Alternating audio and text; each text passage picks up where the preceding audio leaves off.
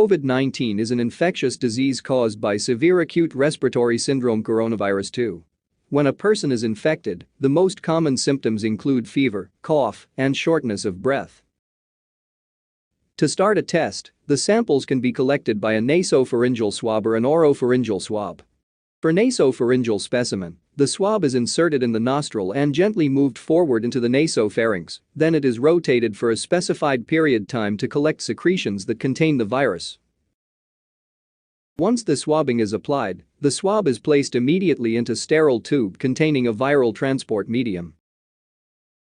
The standard method of coronavirus testing is polymerase chain reaction, PCR, which is a method that used widely in molecular biology to make millions to billions of copies of a specific DNA fragment rapidly. Coronaviruses contain an extraordinarily long single-stranded RNA genome. To detect these viruses with PCR, RNA molecules must be converted into their complementary DNA sequences by reverse transcriptase. Then the newly synthesized DNA can be amplified by standard PCR procedures. This approach is universally known as RT-PCR. To perform this method, basically viral RNA should be extracted. Several RNA purification kits are available for convenient, fast and effective isolation. To extract the viral RNA by using commercial kit, the sample is first added into a microcentrifuge tube. Then it is mixed with a lysis buffer.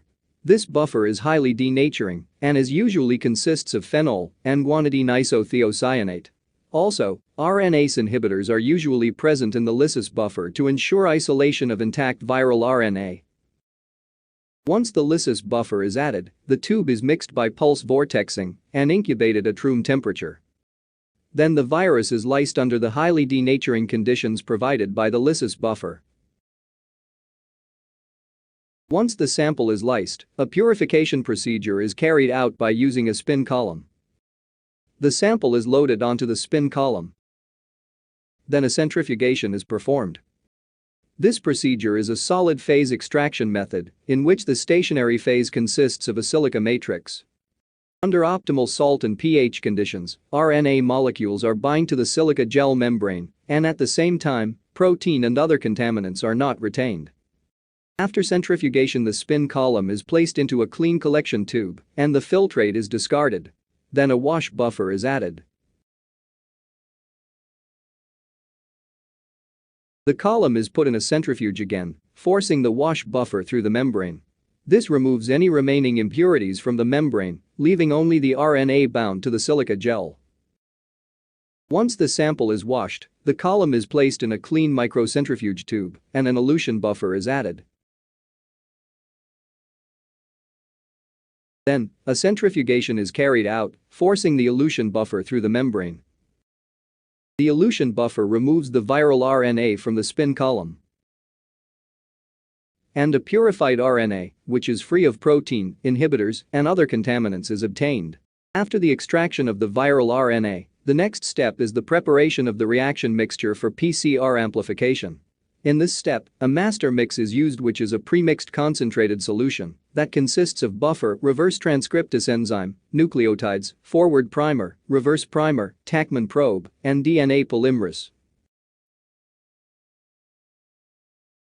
Finally, to complete this reaction mixture, the RNA template is added. The tube is mixed by pulse vortexing. Then the reaction mixture is loaded into a PCR plate, which generally contains 96 wells, allowing the analysis of several samples at the same time. Next, the plate is placed in a PCR machine, which is essentially a thermal cycler. Real-time RT-PCR is used for the detection of the new coronavirus 2019 by the amplification of target sequences in the RDRP gene, the E gene and the N gene. The choice of the target gene depends on the primers and the probe sequences. The first step in RT-PCR is reverse transcription. The first strand complementary DNA synthesis is primed with the PCR reverse primer, which hybridizes to a complementary part of the virus RNA genome.